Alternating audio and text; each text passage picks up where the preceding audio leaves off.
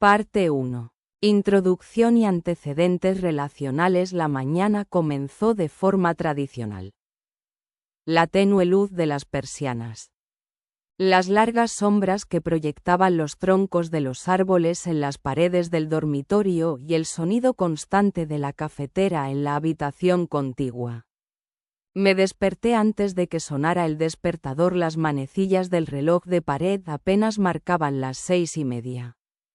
En la penumbra, escuché la respiración de Olia. Seguía durmiendo, tranquila y despreocupada, con la mano bajo la barbilla.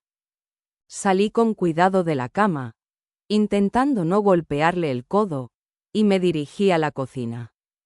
Ayer, ella y yo habíamos comprado granos recién tostados, y el aroma del esperado espresso ya flotaba por el pasillo, mezclándose con la suave nota de cereza dulce del ramo en flor en el jarrón. En la cocina, puse leche al fuego, saqué la espuma del latte art y puse música.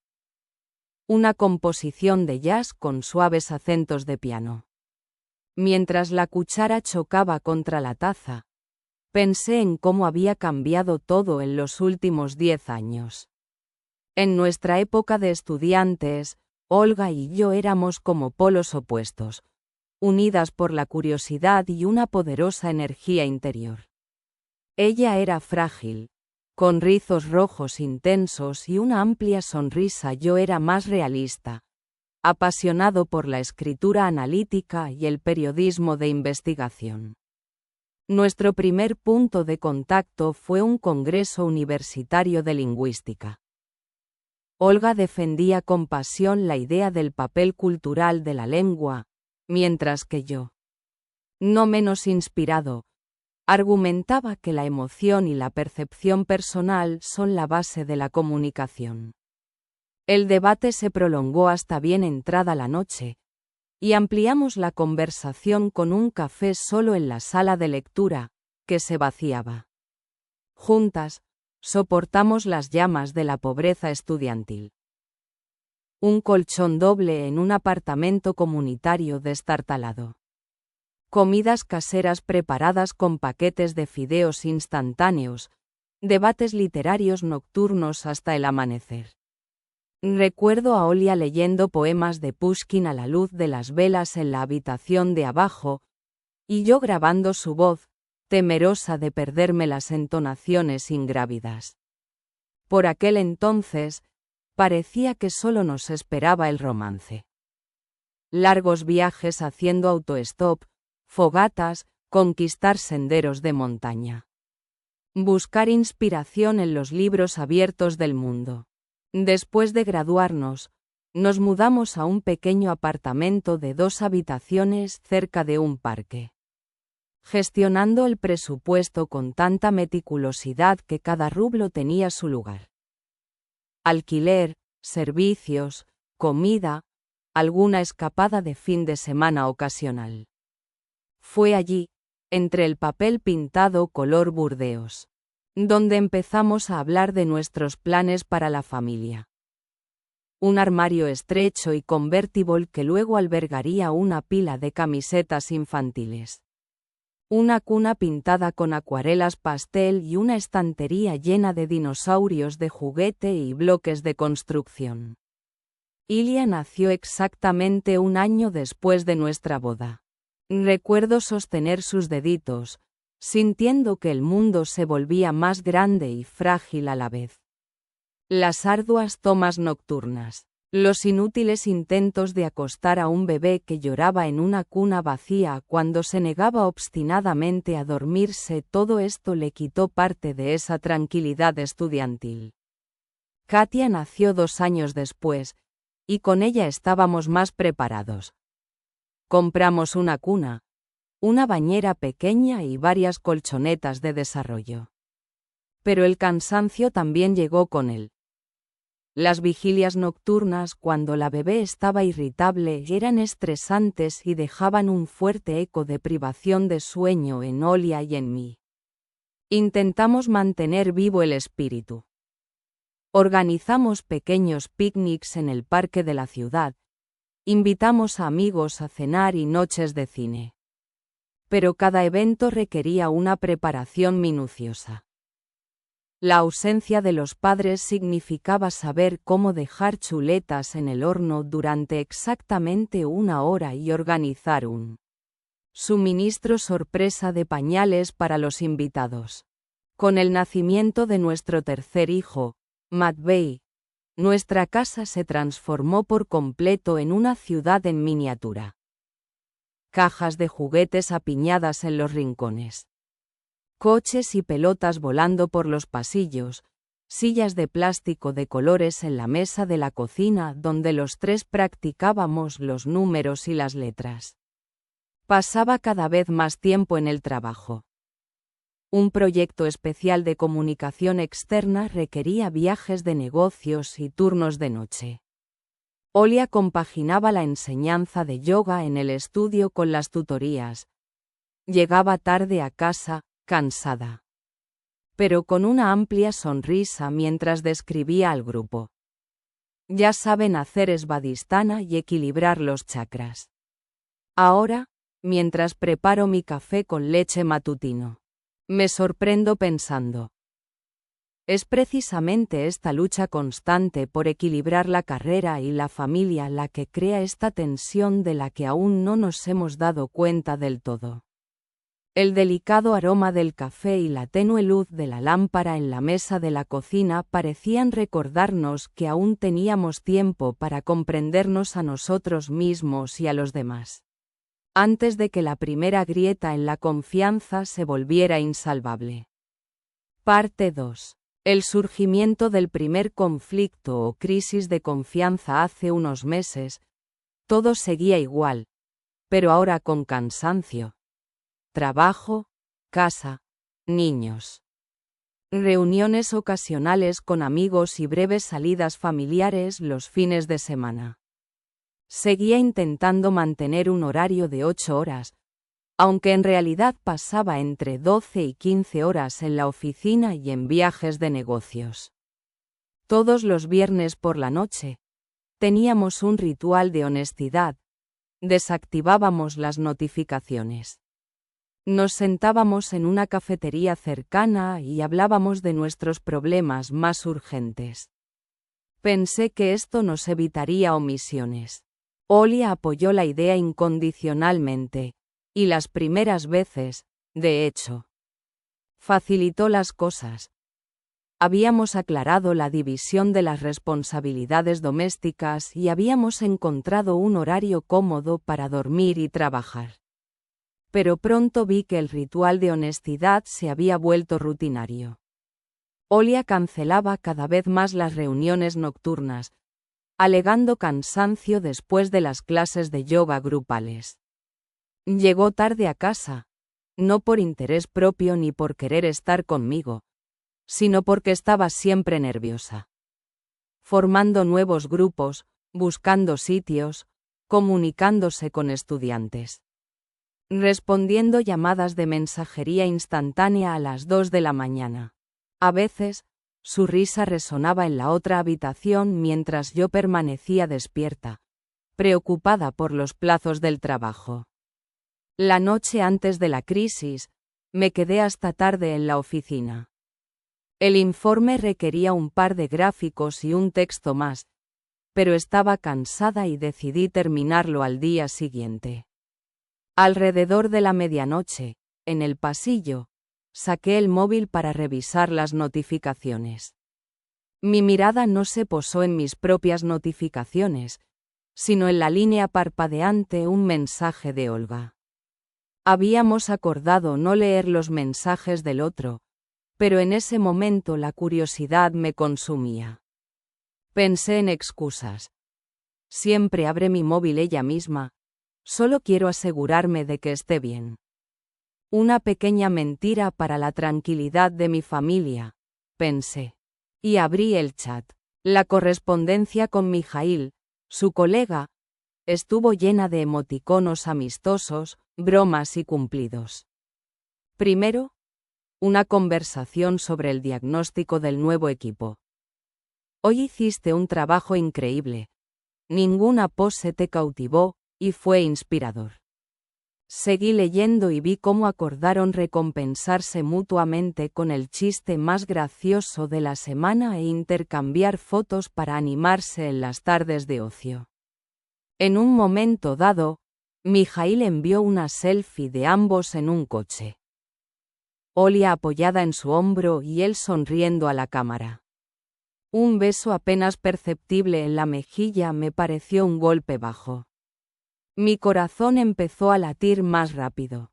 El mundo a mi alrededor se congeló por un instante.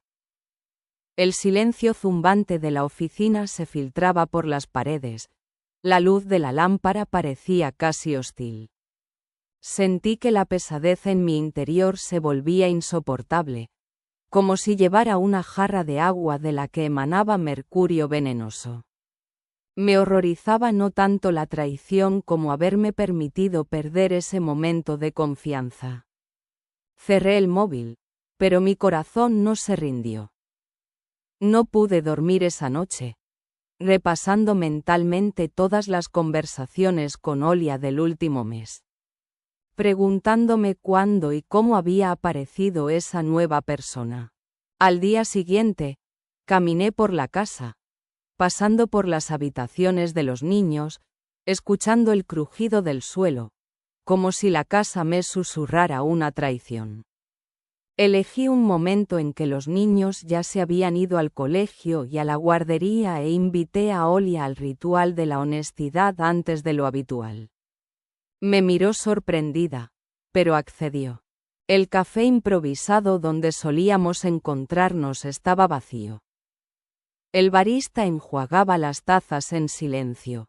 La luz de una farola parpadeaba afuera. Tenemos que hablar, dije, intentando controlar la voz. Creo que algo ha cambiado entre nosotros. Vi tu móvil y... Olia palideció. Sus ojos escudriñaron la mesa, las paredes, mi rostro, pero desde luego no la conversación en sí.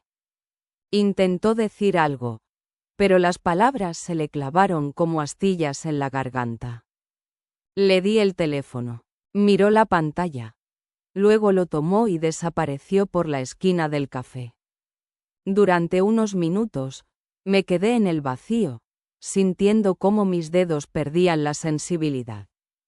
Me debes una explicación, quise decirle, pero me di cuenta de que estaba perdida. Cuando Olia regresó, me miró con desdén, pero sus ojos reflejaban miedo y culpa. No sé cuándo empezó, soltó finalmente. Quizás hace un mes. Estábamos hablando, ni siquiera me lo tomé en serio. Pero él, me gusta como persona. Estoy cansada del estrés constante en casa, de tu exceso de trabajo, de sentir que ya no soy importante. Su voz tembló. Ten compasión de mí, añadió entre lágrimas. En ese momento, por primera vez, vi no solo su engaño, sino también su vulnerabilidad. Sentí dos soledades, la suya y la mía, chocar frontalmente. Miré fijamente mi café con leche, sin saber cómo responder a su petición. Podría gritar y exigir una aclaración, podría irme o culpar, pero algo dentro de mí me decía: antes de culpar, necesitas entender. Levanté la vista. Dame tiempo, dije en voz baja. Quiero entender no solo tus sentimientos, sino también los nuestros. Nos sentamos en silencio hasta que llegó el barista con las tazas vacías. Parte 3. Escalada de la situación y el estado psicológico de los personajes. La mañana después del ritual de la honestidad llegó dolorosamente rápido. Nos despertamos por separado. Yo, de un sofocante torrente de pensamientos sobre injusticia y traición, Olia, con el corazón apesadumbrado y el miedo de no volver jamás a nuestra antigua confianza. Los niños corrían ruidosamente por el pasillo, llenando la casa de pequeños círculos de calidez y confianza incondicional que aún no se habían desvanecido de nuestra relación. Vi a Matvey corriendo hacia mí en pijama, con el cuello subido, exigiendo buenas noches antes del desayuno, y no pude resistirme a la máscara de una madre distante. Lo abracé, le besé la coronilla y, por primera vez en horas, sentí miedo. ¿Y si dejaba de sentir esa sinceridad infantil por completo? Desayunamos en silencio. Me quedé paralizada con mi tazón de avena, Olia con su huevo pasado por agua. Cada vez que nuestras miradas se cruzaban, sentía una punzada de ardor. Como si espinas como agujas se clavaran en la delicada tela de la confianza, impidiéndome respirar con facilidad. Como si la delicada red de hilos que nos había unido durante tanto tiempo se hubiera roto en un punto, arrastrando consigo todo el tejido. Después del jardín de infancia, intenté abrazar a Olia en el pasillo, pero ella se apartó. Tenía los hombros tensos, las manos escondidas tras la espalda. No estoy lista para hablar del destino de nuestro matrimonio delante de los niños, dijo secamente, y se fue a su estudio a prepararse para yoga. Me quedé clavada en el sitio. Una aterradora sensación de soledad en mi propio apartamento era más grande que la puerta de la cocina. Durante todo el día, sentada frente al ordenador, mis pensamientos volvían una y otra vez a esa selfie de Olia y Mijail. Repasaba las imágenes de sus sonrisas, intentando encontrar algún engaño en ellas. Quizás era una broma inocente, una foto montada. Pero mi corazón susurraba en voz baja. Se dejó abrazar. Se sentía bien con él. Intenté concentrarme en mi trabajo. Pero cada horario parecía insignificante si lo más importante de mi vida se desmoronaba. La sensación de estar con alguien confiable. Olia, por su parte, atravesaba su propia crisis interna. Durante la clase de la mañana, captó la mirada de los alumnos, cuya sonrisa parecía una acusación. No está cuidando bien de su familia. En la sala en penumbra, con todos concentrados en enderezar sus posturas, carecía de estabilidad. Incluso las antiguas asanas que dominaba meticulosamente parecían frágiles. Recordó nuestras tardes tranquilas después del nacimiento de nuestros hijos, la forma en que la abrazaba incluso cuando le faltaban las palabras. Ahora temía admitirse a sí misma que a veces anhelaba disfrutar de nuevas emociones, nuevas conversaciones con alguien que la aceptara como alguien vivo y libre. No como madre y la mitad de un proyecto familiar. Esa noche, nos volvimos a encontrar en casa. Los niños ya estaban dormidos y la luz de la lámpara de mesa del salón se atenuaba. Me armé con acento agudo de valor y me senté a su lado. Quiero entender por qué hiciste esto, dije en voz baja. Es importante para mí recorrer este camino contigo. Olia bajó la mirada, con la cabeza pesadamente inclinada.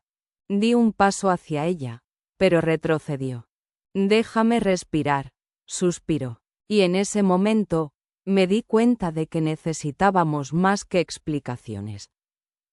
Necesitábamos liberación emocional, un reconocimiento de nuestro propio miedo y dolor. No solo de los hechos. En medio de nuestros intentos por encontrar puntos en común, comenzaron las discusiones. La ACUS con acento agudo de indiferencia, ella me acusó de controlar demasiado su libertad.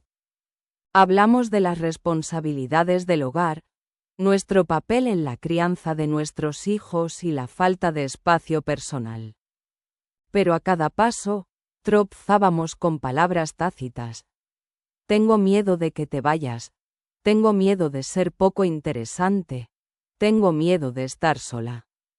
Estos miedos estallaban en reproches y lágrimas, convirtiendo cada frase en una bala, golpeando con precisión los muros de nuestro entendimiento.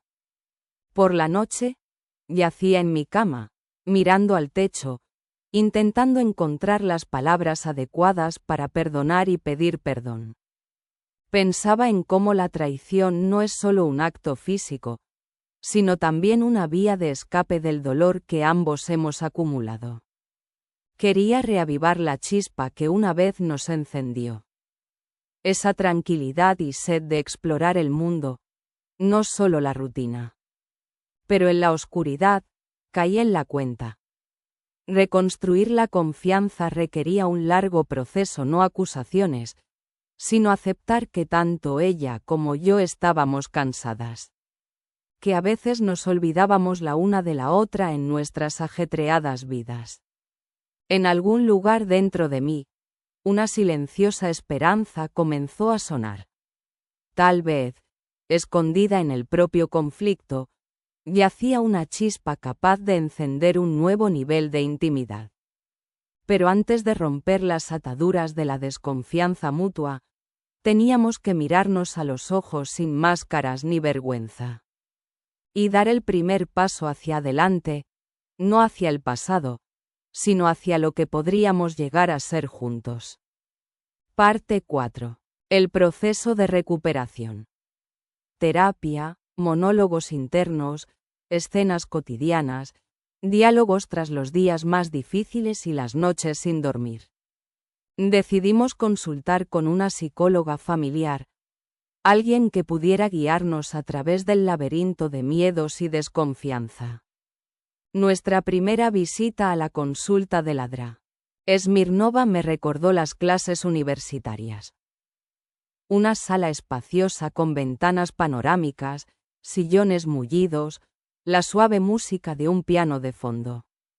Olia caminaba a mi lado, apretándome la mano, y por primera vez en semanas, sentí un rayo de esperanza. La sesión comenzó con un dibujo lineal de nuestros sentimientos. En una hoja grande de papel, la terapeuta y yo dibujamos un círculo de alegría. Un círculo de ansiedad y un círculo de expectativas. Olia, dibujando ansiedad, miró hacia el centro del círculo, como si fuera un pozo de recuerdos inagotables. Eliminé cuidadosamente de mi círculo de alegría aquellos momentos en los que me sentía poco apreciada. Cenas olvidadas, cumpleaños de amigos perdidos e incontables horas extras. La terapeuta nos escuchó atentamente y nos animó con delicadeza a quitarnos las máscaras que usábamos para evitar herir sentimientos o mostrar debilidad. Nuestros monólogos internos durante la terapia comenzaron a tomar forma de pensamientos conscientes. Me di cuenta de que hasta entonces había vivido según el lema "un hombre no debe mostrar vulnerabilidad". Y solo cuando expresé en voz alta mi miedo a perder a Olia sentí que las lágrimas encendían el regusto agridulce del alivio. Olia, a su vez, habló de su miedo a deteriorar aún más la relación y reveló que la pasión era tan importante para ella como la seguridad. De camino a casa, acordamos pequeños rituales de confianza.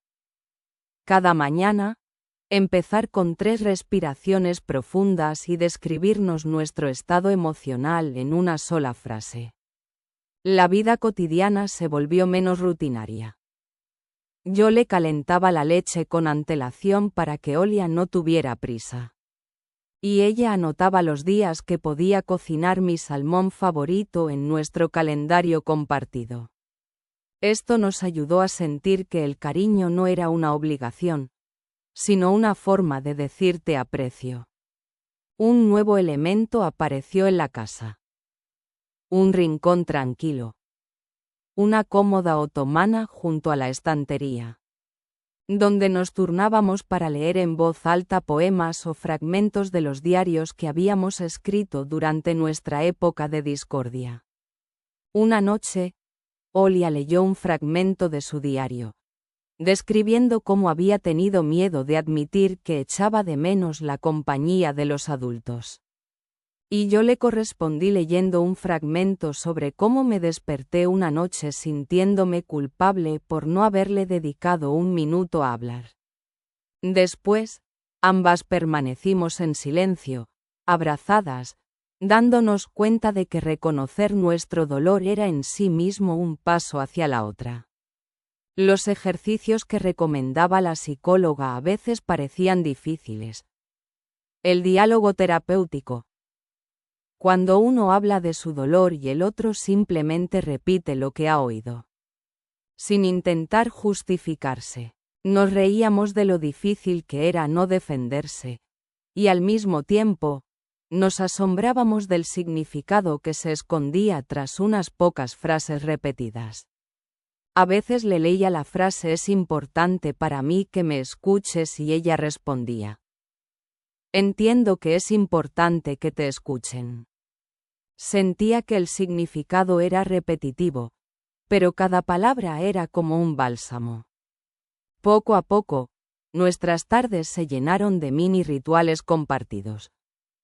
Sesiones de lluvia de ideas los viernes para planificar fines de semana sin teléfonos.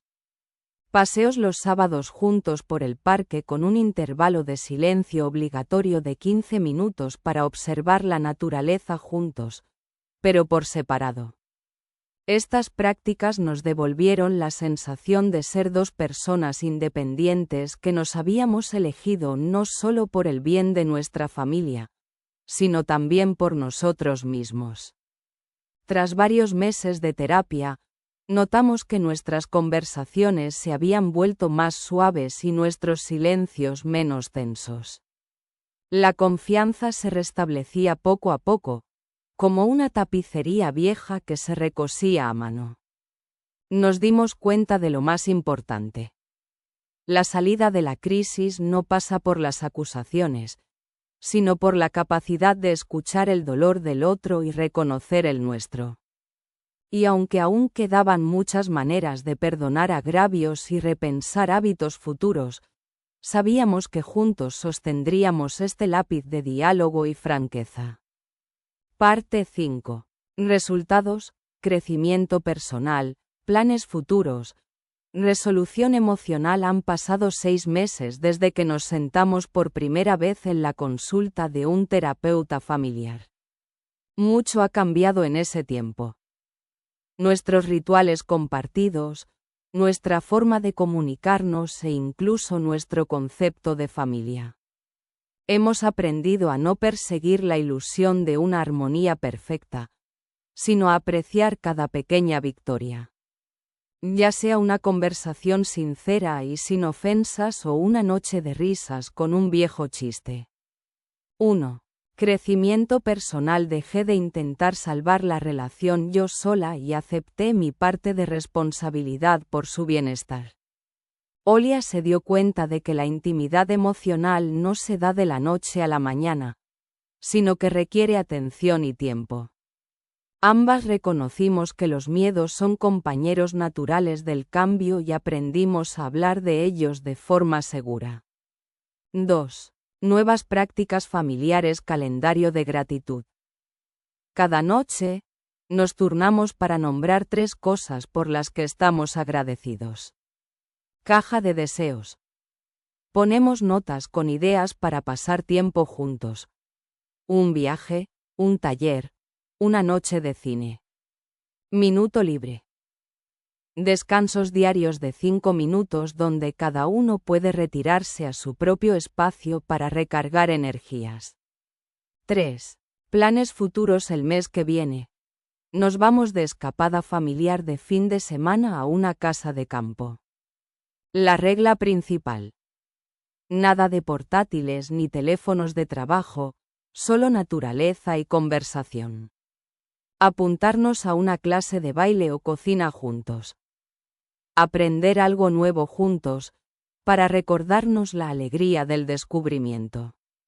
Regresar periódicamente a un terapeuta familiar para sesiones preventivas y evitar que resurjan viejas heridas. 4. Resolución emocional. Anoche. Después de que los niños se durmieran, volvimos a realizar el ritual de la honestidad en la terraza con tazas de té caliente y la suave luz de las lámparas.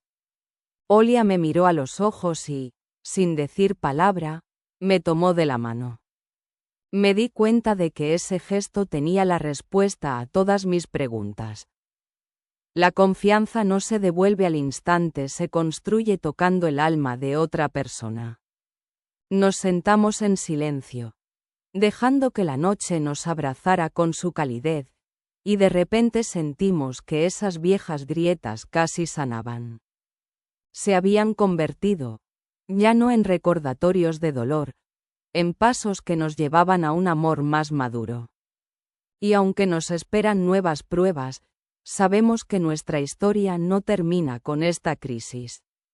Seguimos escribiéndola juntos, aprendiendo de los errores del pasado y manteniendo la disposición a ser honestos y vulnerables en nuestros corazones.